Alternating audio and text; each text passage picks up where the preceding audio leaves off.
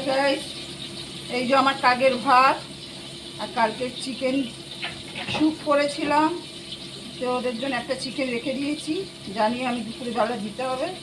এই ভাত আর এই চিকেন স্যুপের চিকেন মেখে এখন ওদেরকে খেতে দেবো। সব কটা চলে আসবে।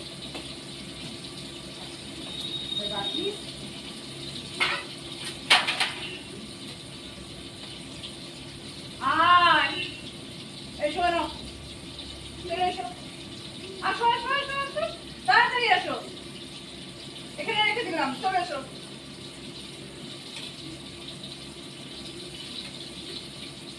আসো আসো,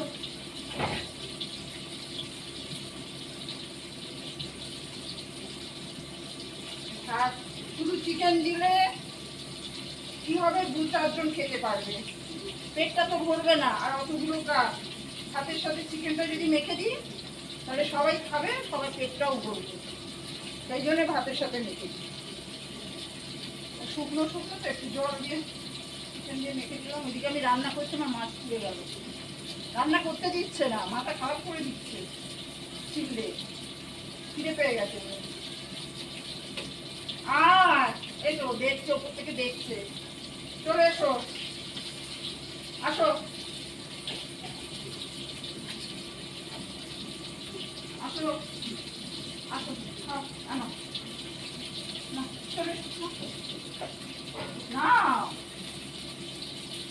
নেবে না না, আসো না, আসো আসো বাবু, আসো, আনা, চলে এসো, চলে এসো, আসো না, আমার পড়া পুড়ে যাচ্ছে, এসো এসো, উড়ি বাবা নেংডু এসেছে। একটা কাক আছে, তার পাটা না কি করে এরকম বেঁকে গেছে, ওকে আমি নেংডু বলি। এই যে নেংডু নিয়ে যাবে, দেখুন এক্ষুনি আসবে, নেংডু নেবে, ওই যে নেংরু দেখে নিন। এ না, এইটা না বাবু, তুই যা, নেংরুকে খেতে দে, নেংরু আয়, নেংরু নে, ওই তো নেংরু, এই দেখুন নেংরুকে দেখুন, ওর পাটা একটু বেঁকে গেছে, খাও খাও। দেখুন গাইস কিভাবে খাচ্ছে, সবাই আসবে, এক ঝাঁক আসবে। প্লিজ একটু সাবস্ক্রাইব করে দেবেন, লাইক কমেন্ট করবেন, যদি ভালো লাগে একটা সাবস্ক্রাইব করে দেবেন। খাও।